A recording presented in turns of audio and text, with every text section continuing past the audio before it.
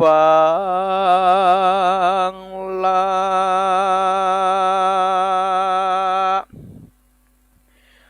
สัทธาตั้งหลายเฮ้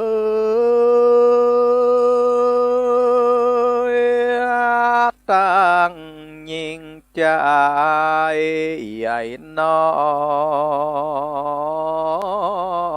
ยก็แปลงใจเฮือเนมเรียบมาโร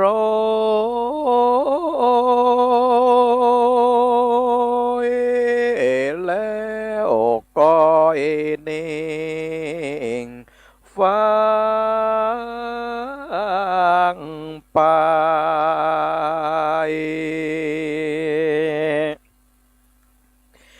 ความเจริญสมัยนี้มีความสิวิไลรุ่งเรืองงามบอดน้อยถนนหนทางก็มาแปลงดีงามเรียบมาโรยมีรถยนต์แล่นหนอไปมา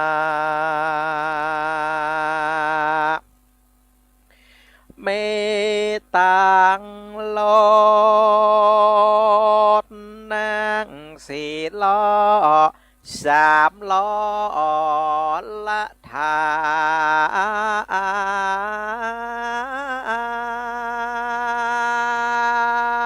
รถจักรยานยนต์เครื่องบินนาหลากหลายยี่ห้อ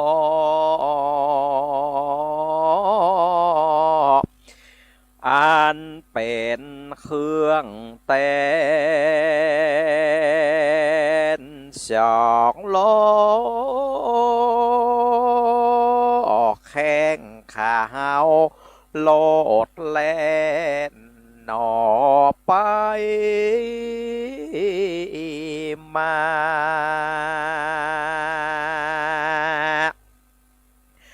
การใจรถยนต์รถเก๋งรถบัสนั้นต้องบอกพมาตลาชา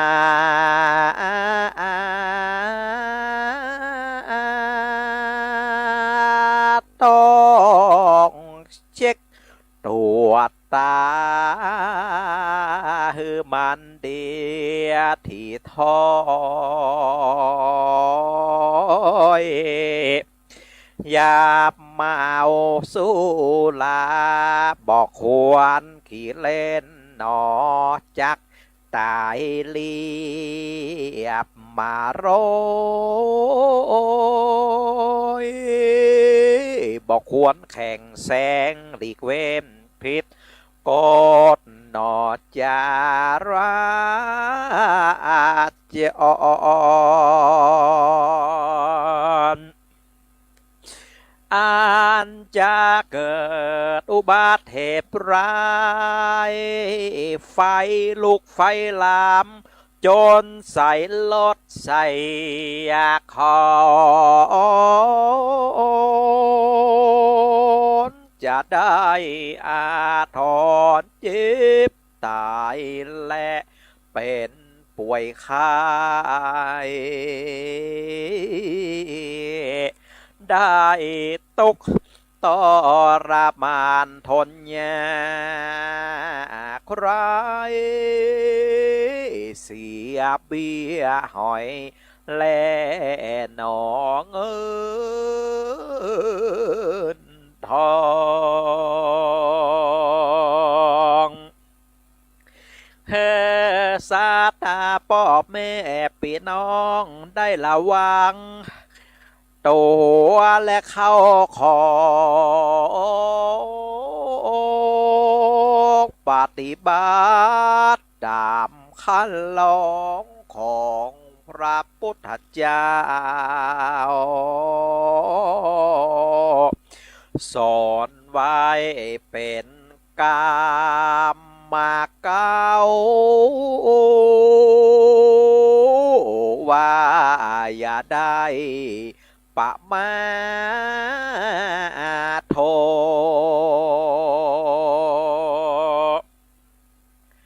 พระพุทธเจ้าปุถอตนผ่านแพ้อติสัตว์นาไว้แล้วเป็นปัจฉิโมวาทกา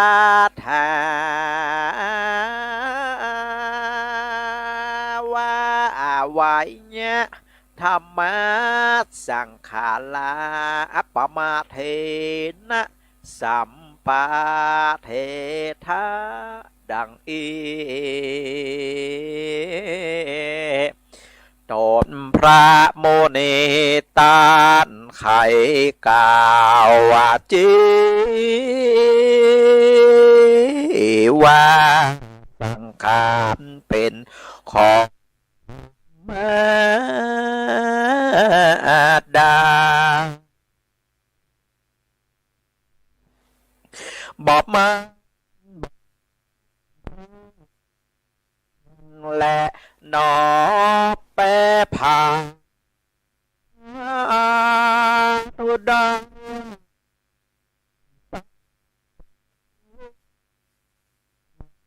ดังนะอย่าได้ประมาทในสิ่งนั้นนะมือกิจการนองดัง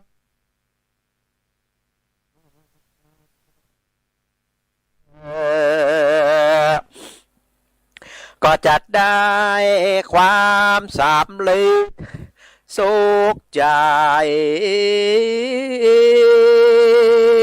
ไปตั้งหน้าบอดได้ตกไปในสิ่งเตโจอาจารย์แลแด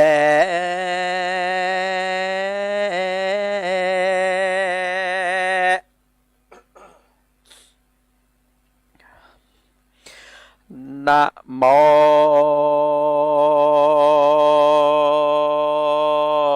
ตัสสะภะคะวะโตอะระหะโต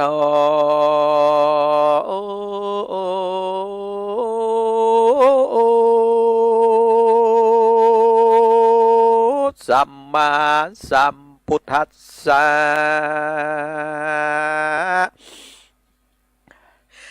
จากกาโนสติคาเวตภาติ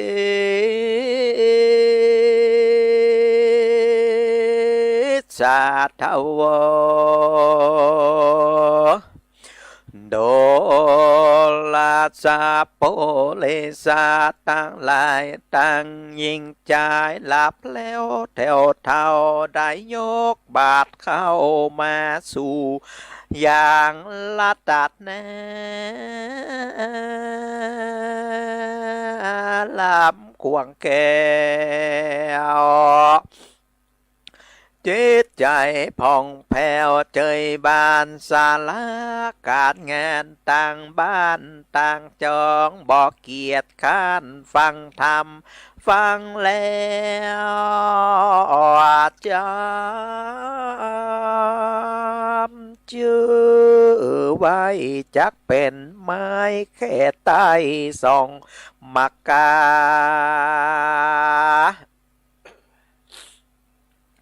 เกิดปัญญา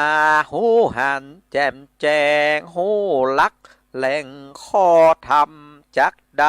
จี้แนะนำไปใบแนก้อยอด ถ้าดาฟังบาดนี้แดดเตอ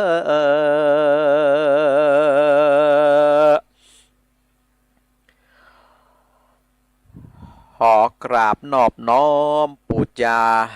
เอากุลแห่งองค์สมเด็จพระสัมมาสัมพุทธเจ้าพระสัทธรรมเจ้าพระอริยสังฆเจ้าเอาไว้เหนือกระหม่อมจอมหัวกราบกะละวะไวยสาท่านพระมหาเถรานุเถระเจ้าครูบาอาจารย์ทุกตนทุกองค์ด้วยความเคารพเป็นอย่างสูงเจริญพรเจริญจิตเจริญใจเจริญศีลเจริญธรรมจำเริญโชคจำเริญใจจงมีแก่ท่านบรรดาคณะศรัทธาญาติโยม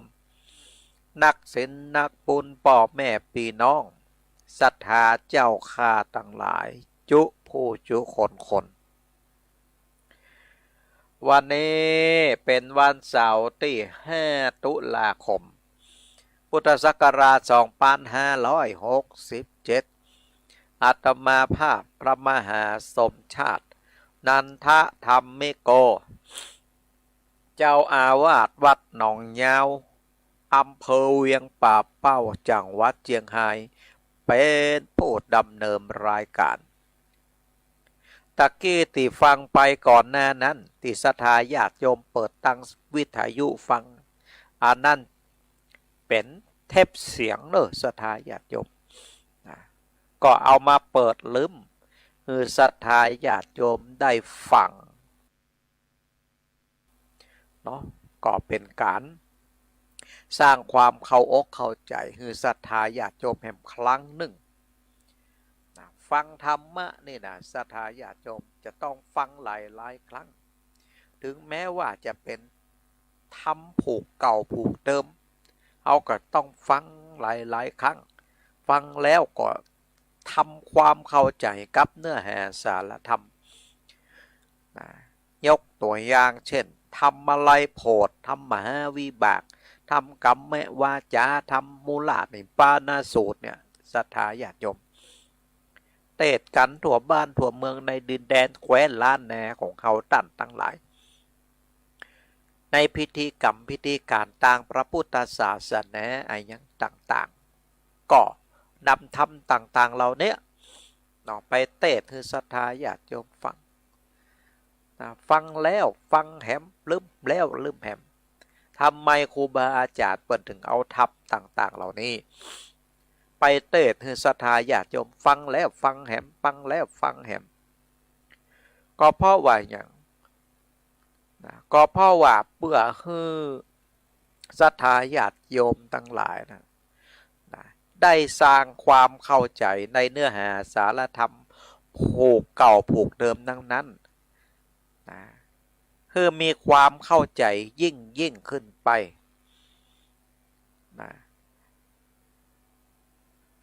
ฟังซ้ำฟังซากฟังอยู่อย่างนั้นอยู่อย่างเก่านั่นเนาะเมื่อฟังแล้วคนผู้ฟังก็จะได้เนื้อหาสาระธรรมแล้วก็จะได้นำไปกึดว่าโอ้มันเป็นแต่ก็หาอย่างที่เปิ่นว่าเอาไว้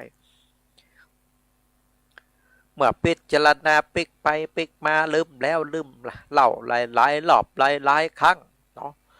ก็จะเกิดความเข้าอกเข้าใจยิ่งขึ้นไปเพราะวัดฟังเตือเดียว2 เตือ3 เตือ5 เตือ10 เตือก็อาจจะบ่เข้าใจ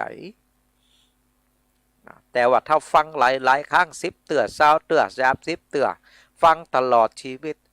โอ้จิตใจย่อมผ่องแผ้วก็คือใจบริสุทธิ์ศรัทธาญาติโยมเพราะว่าพระธรรมคำสอนของพระพุทธเจ้านั้น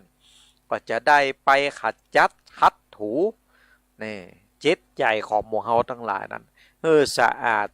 ดถึงแม้ว่าทำผูกนั้นจะเป็นทำผูกเก่าทุกเจ้าเอามาเตะซ้ำแล้วซ้ำแหมนี่นะมันก็เป็นประโยชน์ของมันอยู่นั่นเองพระธรรม คำสอนของพระพุทธเจ้าถึงแม้ว่าจะเป็นธรรมเก่าฟังแล้วฟังแหมแต่ว่าพระธรรมนั้นก็ยังมีประโยชน์เพื่อกับศรัทธาญาติโยมอยู่นั่นเองมันเป็นธรรมชาตินะแต่กันว่าบางคนขนาดฟังแล้วฟังแหมฟังเป็น10 เตื้อเช้าเตื้อโอ้ก็ยังบ่เข้าใจเตื้อยะศรัทธาญาติโยมก็เพราะว่าอย่างครูบาอาจารย์นักปราชญ์ทั้งหลายนี่เนาะเปิ่นก็โหสภาพจิตใจสติปัญญาของมนุษย์แต่ละคนน่ะมันบัดเต่ากันบางคนระดับลุ่มบางคนระดับกลางบางคนระดับตั้งบนนี่เนาะแบ่งเป็นระดับจัดไปนะเปิ้นก็เลยมีการเอาทำต่างๆเหล่านี้มาใจเตะพิธีกรรมพิธีการอะไรอย่างต่างๆในเจ้าล้านนาของเขาเพื่อให้ได้ฟังกันแหมหลายๆครั้งหลายๆรอบเพื่อให้คนระดับปัญญาต่างๆนั้นได้พิจารณาไปพร้อมๆกันคนระดับล่างก็จะได้พัฒนาไปสู่ระดับกลางคนระดับกลางก็จะพัฒนาไปสู่ระดับบนก็พัฒนาสติปัญญากันไปเป็นตามลำดับอย่างศรัทธาญาติโยมก็ขนาดฟังซ้ำซากฟังแล้วฟังแหมจิตใจของศรัทธาญาติโยมก็ยังปัดยังปิวไปตีหันไปตีนี่บางคนก็ฟังธรรมะตลอดชีวิตก็ยังบ่สามารถที่จะควบคุมสติอารมณ์ของตัวเก่าได้ก็มีนะขนาดฟังแล้วฟังแหมฟังแล้วฟังแหมเพราะว่าอย่างเพราะว่านักปราชญ์ครูบาอาจารย์ปนโหสภาวะจิตใจโหสภาวะสติปัญญาของหมู่เฮาทั้งหลายนั่นเปิดกันเลยได้นำธรรมต่างๆเหล่านี้มาเตะซ้ำแล้วซ้ำแหมฮือศรัทธาได้สดับรับฟังนะเพื่อขจัดจิตใจก็เหมือนอย่างเฮาฮับศีลเนี่ยกับศรัทธาญาติโยมนะมาวัดก็ฮับศีลนะไปทำบุญบ้านก็ฮับศีลนะไปทำพิธีกับพิธีการงานเขาดำอะไรยังต่างๆก็ฮับศีลฮับกันไปเรื่อยๆนะการฮับนั้นก็เป็นการทบทวนศรัทธาญาติโยมทบทวนบทเรียนในเรื่องของศีลของธรรมของเขาทบทวนสติของเขาเนี่ยว่าสติของเขาบัดเดียวอยู่กับปัจจุบันก่อศีลข้อที่1เขาท่องถูกก่อข้อ2ข้อ3ข้อ4ข้อ5เขาท่องถูกก่อเขามีความตั้งอกตั้งใจในการที่จะฮับศีลและก็เอาศีลนั่นไปประพฤติปฏิบัติก่อนบางคนก็ว่าโอ้ฮับมาแต่ว่านี่ยังใจบ่หมดเรือวันนี้มาฮับแหมก็ผลห้องว่าเป็นมิจฉาทิฏฐิความเข้าใจผิดตามศาสนาทิพิธีกรรมต่างๆที่เปิดฮือตัวเจ้าปั่นศีลศรัทธาญาติโยมฮับศีลเนี่ยเพื่อเป็นการสำรวมกายวาจาใจให้มีความตั้งมั่นอู้ง่ายๆก็คือว่าเนี่ยฮือศรัทธาญาติโยมได้มีสติก่อนที่จะทำบุญศรัทธาญาติโยมสติมาปัญญาเกิดสติเตลิดจะเกิดปัญหาอย่างอี้ลูกนะเพราะฉะนั้นสติเนี่ยสำคัญที่สุดศรัทธาญาติโยมนะเอาละวันนี้จะนำทำคำสอนเป็นคำเมืองนึกมาเทศน์ให้ศรัทธาญาติโยมฟังนะจากการโนดสติการกึศถึงจิตใจรำเพิงถึงตาดบริจาคสละจัดขาดบริจาคเตตานสุขใจเจยบาดเมื่อเฮาเหิดแล้วพอได้ขาดแก้วกินแหนงสร้างโบสถ์วิหารศาลากำแพงอานิสงส์แห่งกุศลมากกว่าศาลาสิ่งของทำบนก บ่อสร้างบ่อเปล่าว่างสูญหายบ่อลอดเสียแก่สายบ่หายไปกับฝุ่นกับยาจักเป็นเกินเงินเกินคำกายขึ้นจันฟ้าเมื่อลาไปโลนเจเวตบ่อดับสูญก็จักมั่งมนตนเต้าปลาพุทธเจ้ากล่าวไว้ว่าการตา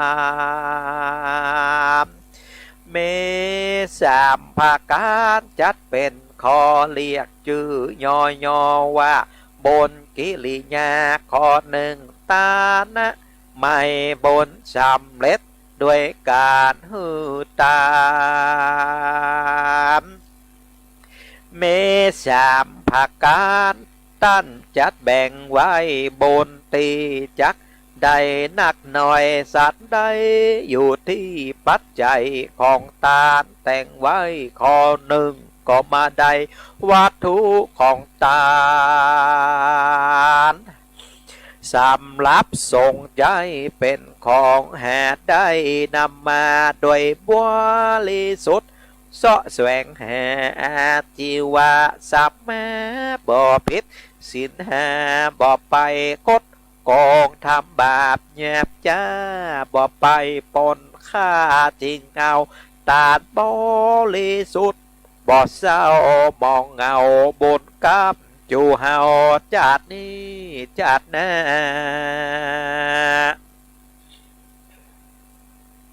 บ่มีเมฆฟ้า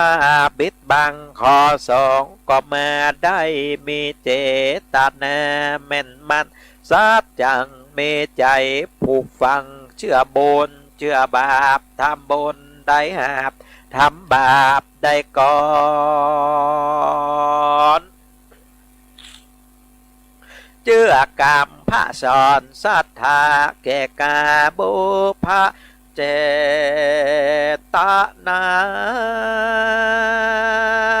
ศรัทธาเชื่อมันบนยะเจตนาเมื่อกำลังเฮตานนั่นนามีโสมนาจิตใจผ่องแผ้วอัปปลาปละเจตนาเมื่อตาแล้วก็บอกกาดแก้วกินแหน่งใจเนิกถึงตายามใดจิตใจใสผ่องแผ้วปฏิฆาหะผู้แม่แหบตาแล้วมีสินบ่มีมนทินแปดเปือนสัตทาหือตานใจบ้านบ่เมียนบ่กลัวใดเสียงทรัพย์สินเงินทองบ่มีมัจฉาลิญะท่านี้เข้าของสาระเงินทองเมตตาแผ่กว้างเป็นที่กล่าวอากยกย่องสรรเสริญอยู่ก็จะเลิศไปก็จะเลิศบ่จนอยากการคนใจแคบนั่นทะเนเทเนวหันแก่ตัวคนเดียวไผบ่อวดอ้างถึงมีมาจ้างไผก็บ่ยินดีบ่มีภาพนี้เมตตาเพื่อแผ่ตาแก่คนอนาถา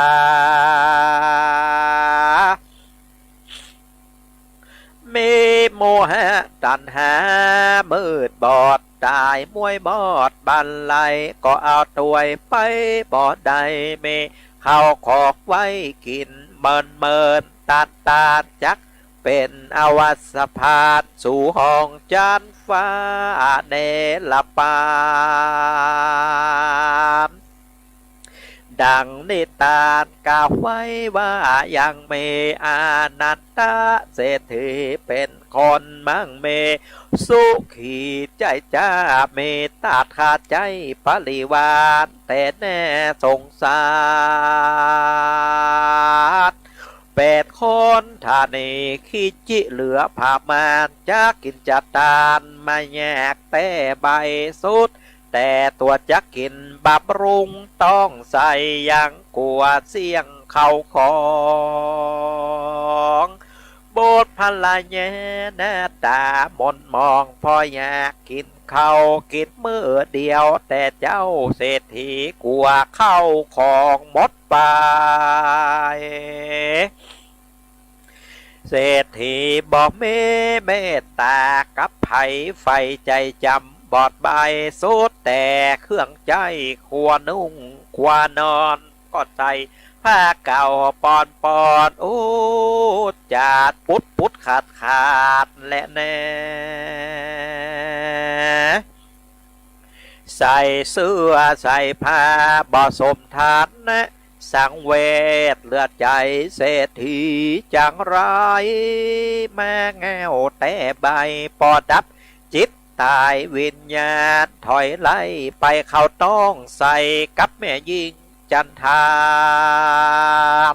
8 คนขอตานหากินเลี้ยงต้องเตียวอยู่จองสอดขอตานมีคนสงสารยกยอยืนเหือกินกุมมือไปวันบาทนับแต่เศรษฐีตายแล้วมาเกิดอยู่ในต้องก็ไปขอตานในไผบ่เอิญห้องยกยืนเหือยอตานอดคาบอดมือตุกผ่านไปสอดขอตานนาตีไหนบ่ได้เพราะกรรมเก่าปางหลังเศรษฐีสร้างไว้เพราะบ่ได้หือตานท่านเอกขี้จิล้นผาแมนจักกินจักตาก็กลัวมดกลัวเสียงนางเกิดลูกแม่บ่แน่จักเลี้ยงบ่เหมือนเผ่าผู้เป็นคนเหมือนผีศาจให้เพศยักษ์แน่คนกับเก่าบาดดนมาตันตอบสายแนงจัดทานลูกเตียวต่างย่างย้ายเตียวต้องขอตานเข้าป่าอาหารไผ่ก็ปอบบ่ยืนเหือโจกจ่ายซื้อก็บ่มีเงินกำเก่าบังเอิญมาตัน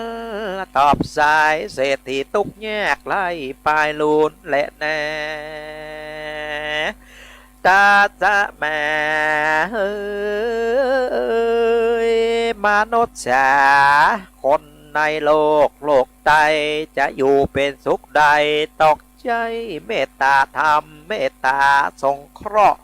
ช่วยเหลืออุปธรรมคนตุกละกรรมลำบากอยากการมนุษย์เท่านั้นเป็นเพื่อเกิดแก่เจ็บตายมีภัยหลวงหลาย108 ปัดเก่าพระพุทธเจ้าเมกุณแน่ก็บัดจาหือสาวกยกเข้าป่าหาตัวจานะของตาเนื้อแก่ตุเจ้า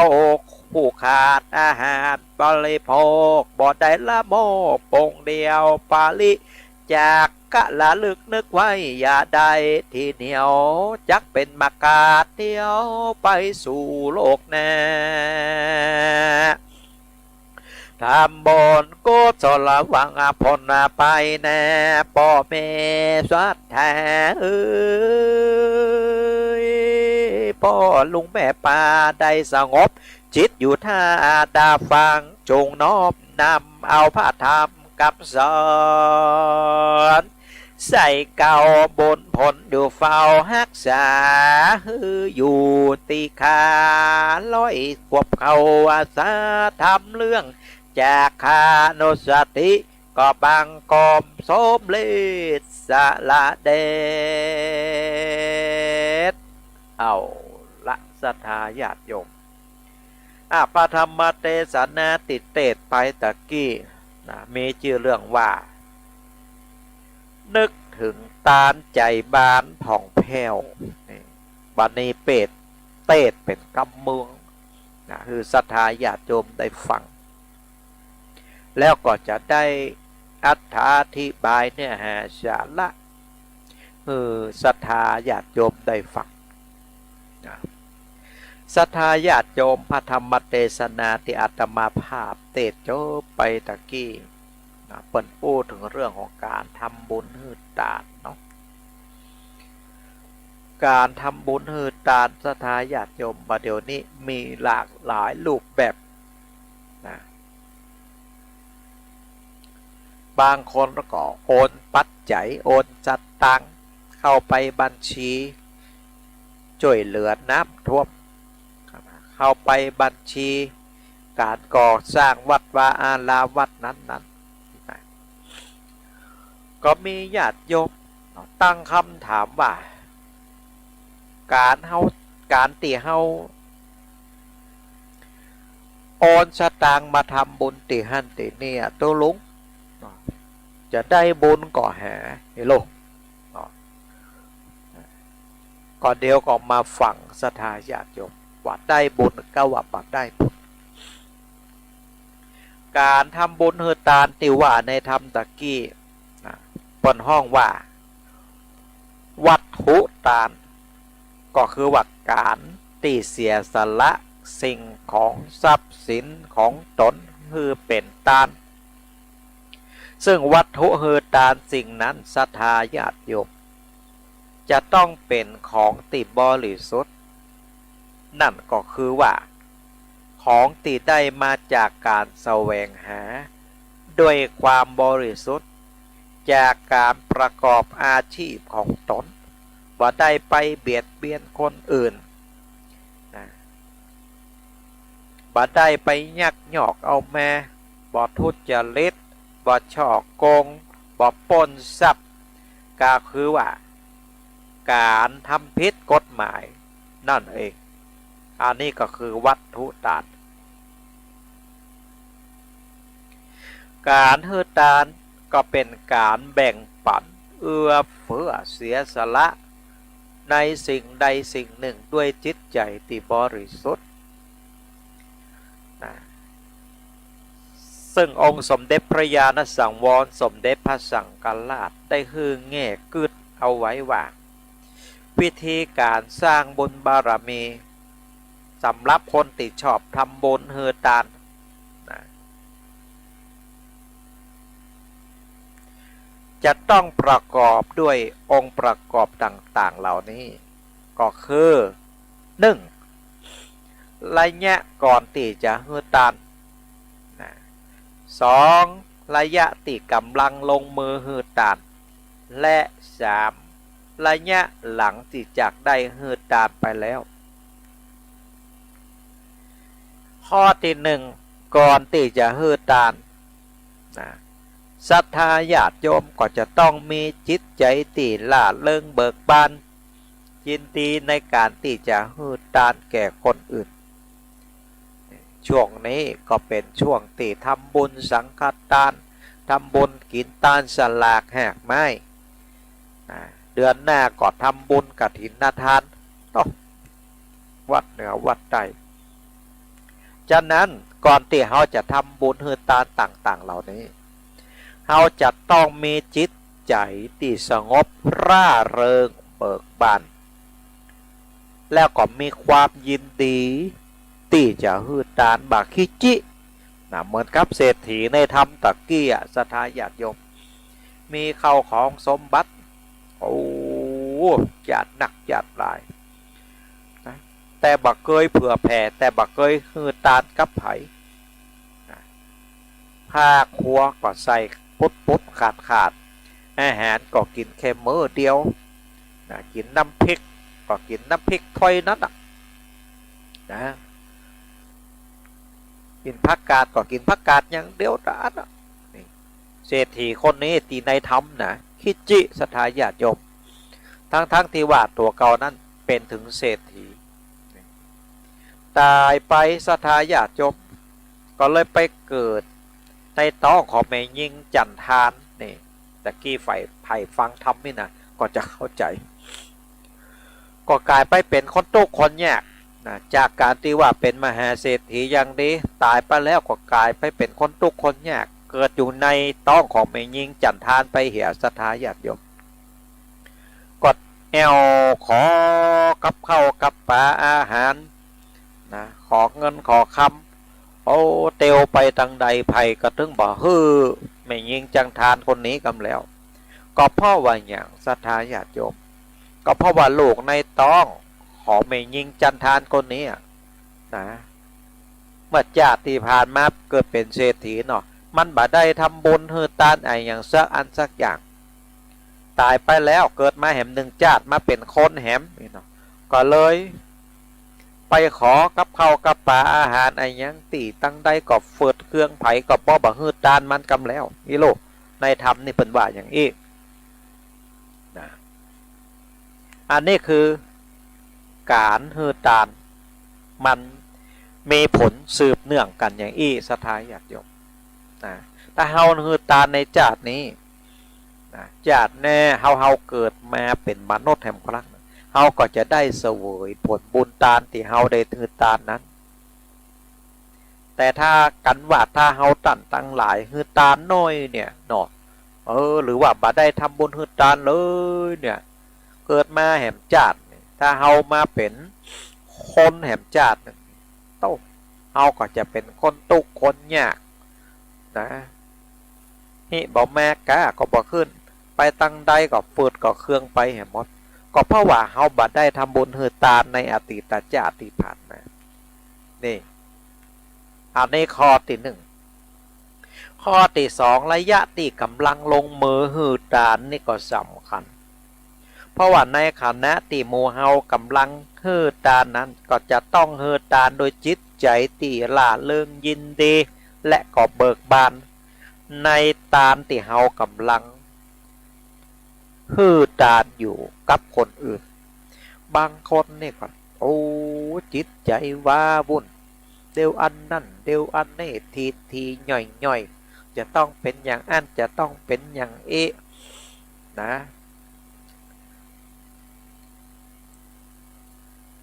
เจ้าพิธีนักลำไปศรัทธาญาติโยมนะบางคนก็โคตรก็เครียดมิ่งแล้วก็มา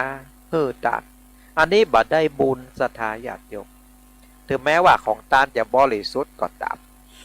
นะแต่ว่าในขณะที่กำลังลงมือฮือตานนะจิตใจมันขุ่นมัวศรัทธาญาติโยมเหมือนกับเมฆกับหมอกที่มาบิดบังแสงพระอาทิตย์เอาไว้ฉันใดก็ฉันนั้นฉะนั้นการฮือตานลงมือฮือตานในขณะที่เฮาตั้งหลายกำลังฮือตานเนาะก็จะต้องทำจิตใจให้สงบสะอาดสว่างบริสุทธิ์ผ่องใสตัดความปริโภทกังวลตัดความโกรธความเกลียดออกไปหมดนะอันนี้ข้อที่สองต่อไปข้อที่สามหลังจากที่ฮือตานไปแล้วก็มีจิตใจเบิกบานยินดีกับการตานที่เฮาได้ฮือตะกี้ด้วยใจที่บริสุทธิ์บอกกึดหาของกินของตานที่เฮาไปโดยที่เฮาไปตานตะกี้ที่โลกบางคนนี่นะศรัทธาญาติโยมเอาของอันนั้นอันนี้มาถวายตานเสร็จเรียบร้อยไปบ้านไปจองได้ปี1 ปีที่ผ่านมาเป็กมาถามทุกเจ้าแฮมชาติแม่อีแม่ถวายตานนั่นน่ะไปอยู่ที่ไหนฮะทุกเจ้าไอ้โลกถ้วยหวานจานจ้อนตีแม่ตานเฮหันแล้วนะไปไหนแฮมมดทุกเจ้าไอ้โลกเนาะเนี่ยบางครั้งนะบางคนก็มีอยู่นะที่จิตใจเป็นอย่างอี้นะศรัทธาญาติโยมยังเกิดเติงหาของกินของตานติดตานไปแล้วนะทั้งที่ตัวเก่าในสละของถวายเป็นตานไปแล้วยังห่วงหาอะไร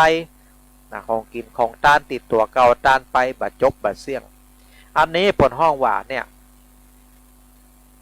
ข้อที่สามตกข้อที่สามก็คือว่าถ้าเฮามีความห่วงแหอะไรกับของกินของตานที่เฮาได้ฮือตานไปแล้ว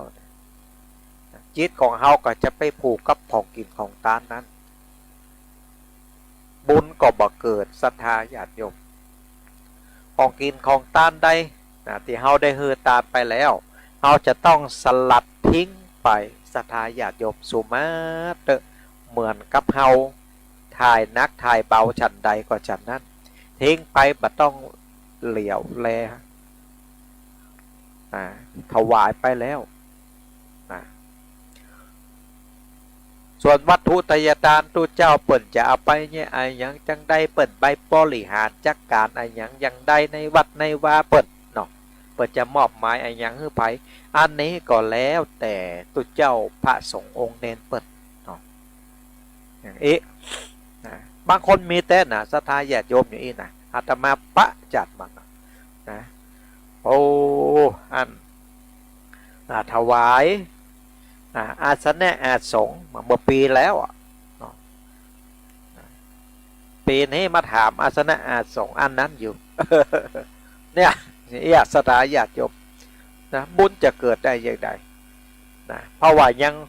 มีจิตใจห่วงหาอะไรถึงอาสนะอาสงอันนั้นอยู่นะฉะนั้นเราต้องตัดให้ขาดศรัทธาญาติโยมถ้าเราตัดมาขาดจิตใจเราก็จะไปผูกกับของกินของตานั้นเมื่อจิตใจไปผูกกับของกินของตาโอ้บ่ได้ไปพุทธไปเกิดก็กลายเป็นปีเป็นเพศเฝ้าทรัพย์สมบัติเป้าของกินของตานั้นนะศรัทธาญาติโยมนะ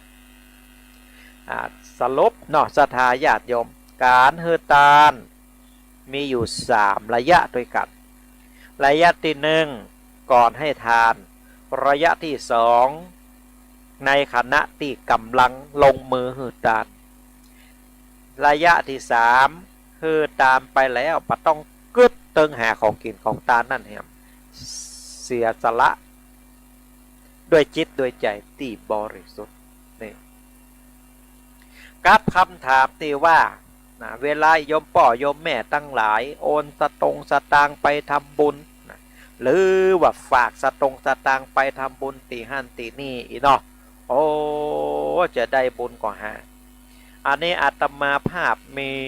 ข้อมูลจากหลวงพ่อโกวิทเจ้าอาวาสวัดด่านในจังหวัดนครราชสีมาเปิดได้ไขข้อสงสัยเอาไว้ว่าการฝากเงินไปทำบุญโอนเงินไปทำบุญนั้นก็ได้บุญเหมือนกันแต่ว่ามันอยู่ที่เจตนาของเฮานี่ตรงกับข้อที่1ที่ว่าไปตะเกียศรัทธาญาติโยมนะก่อนที่เฮาจะฮือตานเนี่ยเอาทำใจให้มันบริสุทธิ์ผ่องใสแล้วก็โอนปัจจัยไปนะก็คือว่าเฮามีเจตนาดีๆแล้วนะเพราะว่าในคณะที่เฮาโอนสตางค์นั้นกายกรรมวจีกรรมมโนกรรมของเฮานั้นมันบริสุทธิ์ศรัทธาญาติโยมมันก็จะได้อานิสงส์เท่ากับการที่ว่าเฮาไปทำบุญด้วยตัวของเฮาเองปอกันเพราะว่าพลังของบุญเนี่ยศรัทธาญาติโยมเป็นพลังที่ยิ่งใหญ่พลังของบุญนี่จะมีทวยเทพเทวบุตรเทวดาอาหักปกปักรักษาทรงบุญต่างๆเหล่านั้นนะคือกับศรัทธาญาติโยมโดยลูกนะฉะนั้นสมัยยุคปัจจุบันนี้มีจ่องต่างของการทำบุญออนไลน์สปะสเปดสะดวกรวดเร็วนะตอบโจทย์ของคนที่บ่มีเวลาเดินทางมาบัดสะดวกไปทำบุญแต่ว่าอยากจะร่วมบุญในโอกาสต่างๆนะอยากจะช่วยเหลือบริษัททรัพย์น้ำท่วมแต่ก็ไปบอดได้โอ้ยไก่ลำไปแม่สายเพิ่นก่อนอีแม่อยู่ลำปางนี่เนาะก็โอนเงินออนไลน์มาก็ช่วยเหลือได้เพื่อที่จะช่วยเหลือให้คนที่ถูกภัยน้ำท่วมนั่นนะคือพ้นจากทุกข์นะก็ได้บุญเหมือนกันนะบุญนั้นศรัทธาญาติโยมเพราะว่าการฮือตานก็ดีรักษาศีลก็ดีนะภาวนาก็ดีสิ่งต่างๆเหล่านี้ล้วนแล้วเป็นบุญเป็นกุศลเกิดขึ้นกับตัวเฮาทั้งสิ้นนะเพราะว่าจะโอนเงินออนไลน์ก็ดีเพราะว่าจะทำบุญด้วยตัวของเฮาก็ดีนะสิ่งต่างๆเหล่านี้ล้วนเกิดจากกายกรรมวจีกรรมมโนกรรมของเฮาที่มีความบริสุทธิ์พ องค์สมเด็จพระสัมมาสัมพุทธเจ้าได้ตรัสเอาไว้ว่าเจตนาเป็นสิ่งที่สำคัญที่สุดถ้าเรามีเจตนาดีในการทำบุญทำทานนี่นะผลของเจตนาที่บริสุทธิ์ของเราเนี่ยนะก็จะส่งผลให้เกิดอานิสงส์การทำบุญให้ทานต่างๆเหล่านั้นก็จะสำเร็จลงไปได้อันนี้ก็คงจะเป็นเนื้อหาสาระธรรมทั้งหมดทั้งมวลที่อาตมาภาพได้เทศน์ให้กับศรัทธาญาติโยมได้สดับรับฟังและก็อธิบายเนื้อหาสาระธรรมอย่างต่างๆหวังว่าศรัทธาญาติโยมทั้งหลายก็คงจะเข้าอกเข้าใจในธรรมะที่อาตมาภาพได้วิสัชนาแก้ไขคือกับศรัทธาญาติโยมในตอนภาคมาเจ้าวันนี้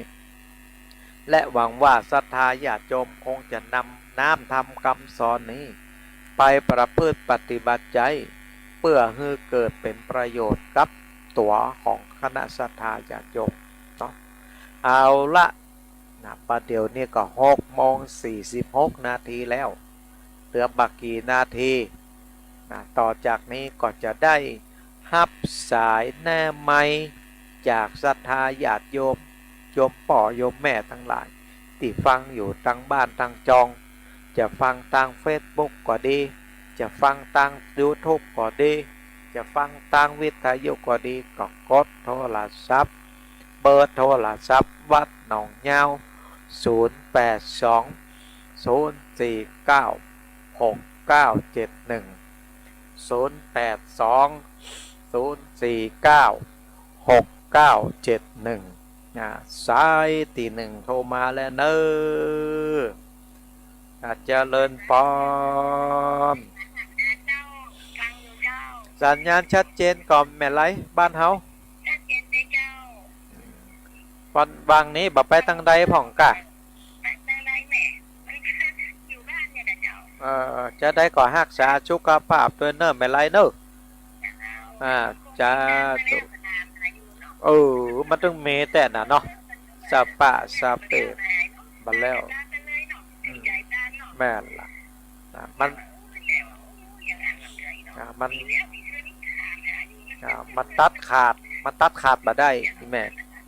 มันบาตัดขาดมาได้เอาละจ่าโตโมตนาสายทวน2เจริญปอน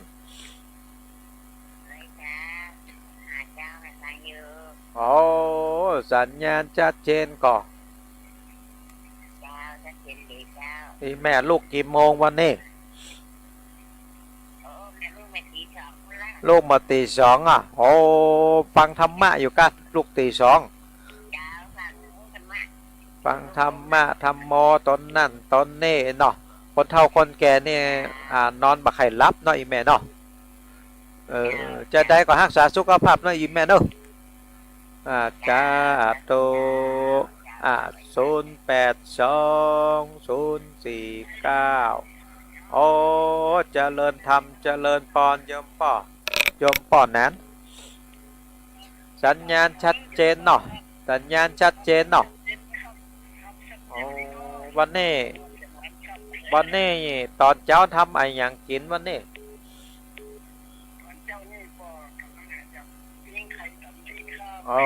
ตำน้ำพริกคนเฒ่าเนาะมักน้ำพริกเนาะกับหน่อไม้พักลวกเนาะโมตนากินข้าวนักหลายๆเนอะนานเนอะเหมือนกันจ้าตุโยมพ่อก็ยังเดียวกันเนอะต่อไปแหม1สายเจริญปอนบ้านห้องลำปูนสัญญาณชัดเจนเนาะแม่ใส่ทองฟังกันหลายก็หาตั้งบ้านห้องลำปูนนี่บอกศรัทธาญาติโยมโทรมาหาพ่องเด้อ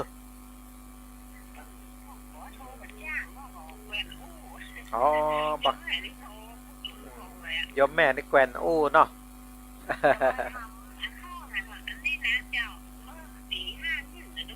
โดดีละจาตุโมทนาโดยนั่นเนาะสั่งสมบูรณ์บ่ฮอสั่งสมบูรณ์เนาะจาตุแม่สายทองเด้อจาตุจาตุสุขโขปุญญะจะอุจจโยการสั่งสมบุญนำความสุขมาฮื้อนี่สั่งสมบุญไปเจริญพรป้าสีดาวันนี้มีหยังจะประชาสัมพันธ์ว่าไปมีตลาดกับพัดวันติดนี่นะเจ้าโอ้วันนี้วันนี้วันดากันนี่นี่นะโอ้อันประดากับห่อขนมจ๊อกกันนี่เจ้าไม่น่ากับไปประดาเอาอย่างอื่นเอาโอ้แม่นะขนมจ๊อกวันนี้มีตัดทาประแดงบน500หลังเนาะสมมติว่า500หลังเฉลี่ยขนมจ๊อกหลังคาละ5แก่น25,500แก่นวันนี้ตกใส่ในก๋วยสลากขนมวันนี้เนาะจะได้กับโมทนาเนอประดาเนอดาสลัก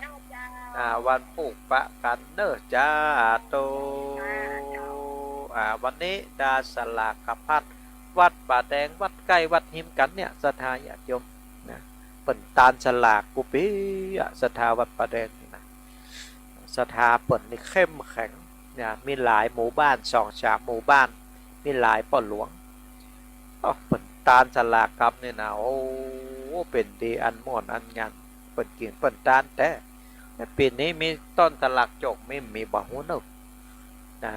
ปกตินี่ก่อหานกุปีนี่มีนะต้นสลักจกนี่นะ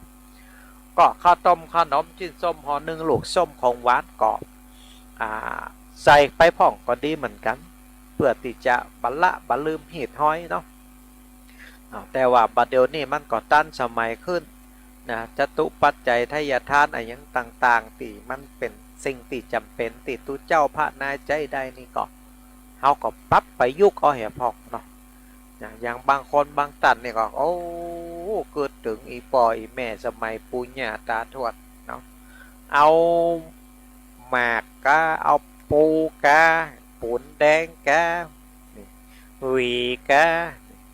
เสื้อคนเฒ่าหม้อห้อมกาเอาใส่ในกล้วยสลากตัวเจ้าไปหับตาลปั่นปอนยาถาซับพีเช็ดเรียบร้อยไปค้นในกล้วยสลากโอ้จะได้ของดีๆมาใจก็ฮะหน้าไปปะใส่หมากเบี้ยงบุรีไปปะใส่เสื้อใส่ผ้าใส่วิก็ใจบ่ได้สถาญาติโยมเนาะการตานแม่นก็เป็นการอนุรักษ์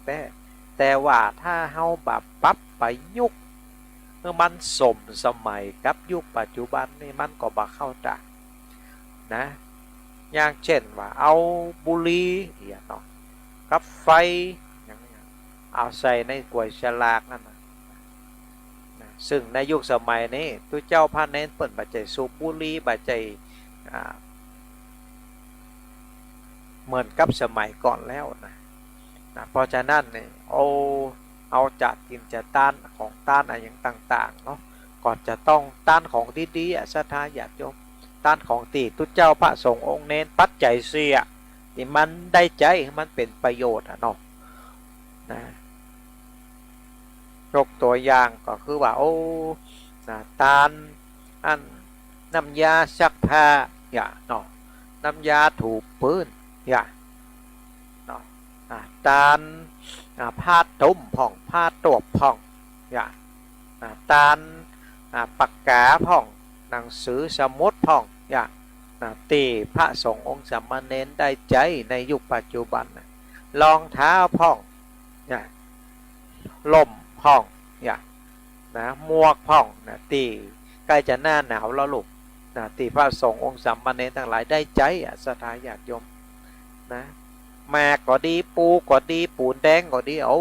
ตุเจ้าพระเนรเปิ่นปัจจัยกินนะสมัยบัดเดียวศรัทธาญาติโยมอาตมาหันนะพระเนรมาใส่เตถอกเต็มศาลาวัดนะเอาไปเอามาเป็นหมากเป็นปูนเป็นบุหรี่เป็นยาบุหรี่ยางอกอย่างต่างๆนะ เมียศรัทธาญาติโยมนะก็อันว่านั่นเนาะมันใจกินบ่ได้มันใจประโยชน์บ่ได้ก็อันว่านั่นเนาะนะก็ตามสภาพนั้นฉะนั้นจะกินจะต้านอะไรอย่างต่างๆก็พินิจพิจารณาตกแต่งตาของกินของต้านใจให้มันเป็นประโยชน์นักที่สุดศรัทธาญาติโยมนะบ่ใจว่าอนุรักษ์นิยมจนเกินไปสมัยเก่าจนเกินไปเนาะจากนั้นก็เมื่อยุคสมัยเปลี่ยนแปลงไปการกินการต้านเฮาตันตั้งหลายอีป่ออีแม่ก็จะต้องปรับปรุงเปลี่ยนแปลงไปตามสภาพยุคสมัยนี่มันเป็นอย่างลูกนะเนาะคือของกินของต้านอีป่ออีแม่นะคือมันได้ใช้ประโยชน์อย่างแท้จริงนะอันนี้ก็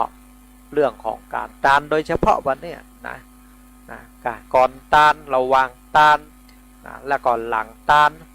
นะการกินการต้านสลากหากไม่อะไรอย่างต่างๆเราก็จะต้องใช้สติปัญญาของเราพินิจพิจารณาให้ดีๆนะว่าของกินของต้านใดที่มันมีประโยชน์กับตัวเรา